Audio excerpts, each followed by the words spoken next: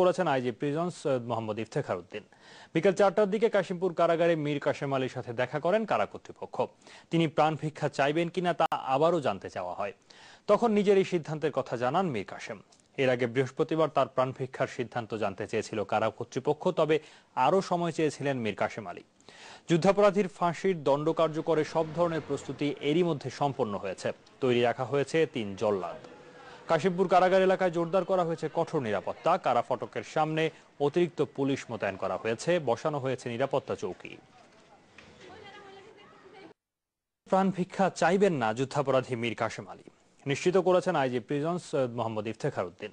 বিকেল 4টার দিকে কাশিমপুর কারাগারে মীর কাশেম আলীর সাথে দেখা করেন কারা কর্তৃপক্ষ। তিনি প্রাণ ভিক্ষা চাইবেন কিনা তা আবারও জানতে চাওয়া হয়। তখন নিজের এই সিদ্ধান্তের কথা জানান মীর কাশেম। এর আগে বৃহস্পতিবার তার প্রাণ ভিক্ষার সিদ্ধান্ত জানতে চেয়েছিল কারা কর্তৃপক্ষ, তবে আরও সময় চেয়েছিলেন মীর কাশেম আলী। যুদ্ধাপরাধীর ফাঁসির দণ্ড কার্যকরে সব ধরনের প্রস্তুতি এরই মধ্যে সম্পন্ন হয়েছে। তৈরি রাখা হয়েছে 3 জল্লাদ। কাশিমপুর কারাগার এলাকায় জোরদার করা হয়েছে কঠোর নিরাপত্তা। কারা ফটকের সামনে অতিরিক্ত পুলিশ মোতায়েন করা হয়েছে, বসানো হয়েছে নিরাপত্তা চৌকি। মোহাম্মদ ইফতেখার উদ্দিন। বিকেল 4টার দিকে কাশিমপুর কারাগারে মীর কাশেম আলীর সাথে দেখা করেন কারা কর্তৃপক্ষ। তিনি প্রাণ ভিক্ষা চাইবেন কিনা তা আবারও জানতে চাওয়া হয়। তখন নিজের এই সিদ্ধান্তের কথা জানান মীর কাশেম। এর আগে বৃহস্পতিবার তার প্রাণ ভিক্ষার সিদ্ধান্ত জানতে চেয়েছিল কারা কর্তৃপক্ষ, তবে আরও সময় চেয়েছিলেন মীর কাশেম আলী।